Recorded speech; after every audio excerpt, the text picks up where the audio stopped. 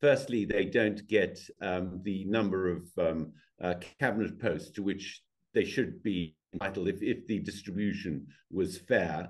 And that distribution would be just looking at the number of seats they bring to the coalition as a share of the number of seats all government of national unity members bring. So, or all those in the that are present in the cabinet bring. You could do it that way. So by my calculation, instead of 6, they should have 10 posts. Okay, they've got, the DA has some deputy minister posts, but overseeing them are ANC ministers. So I think, given the type of posts that they're given, which are more the administrative type than the heavily policy-oriented type, like Treasury and some of the other departments, Treasury and Trade and Industry, particularly in the economic sphere, or foreign policy, they've all been given these sort of B-grade, the DA has been given these B-grade ministerial positions. So they've got agriculture, they've got fisheries, and they've got basic education, which could be very interesting. And also, the other thing is it's unfair on the DA because they can't appoint their own, or rather, not their own, but they can't ensure that the directors general who run departments, they're the most senior civil servant in a department, have been hired on merit rather than as a result of ANC cadre deployment. So it's all very problematic.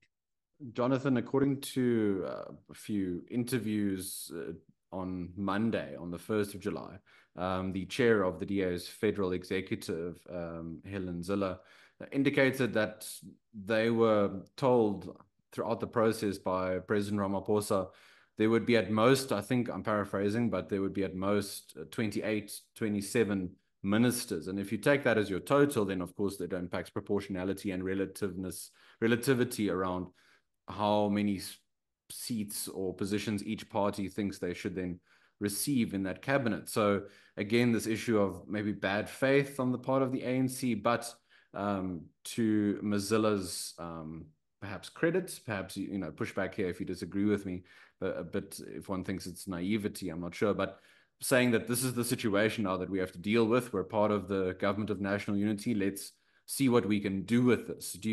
What do you take in terms of just how the ANC has dealt with things, and also how the DA is now trying to deal with the hand they've been dealt? Well, I think the ANC pushed harder, and one of the things that it did, possibly to make the DA take a lesser deal, because the prospects of getting trade and industry were withdrawn. Thank you very much for watching. To access the full video along with the rest of our CRA analysis, our weekly risk alerts, as well as our macro reviews and our periodic strategic intelligence reports, as well as our briefings, please head to the CRA website linked in the description below and consider subscribing to our services. Until next time, Chris Hattingh here for the Center for Risk Analysis. Take care.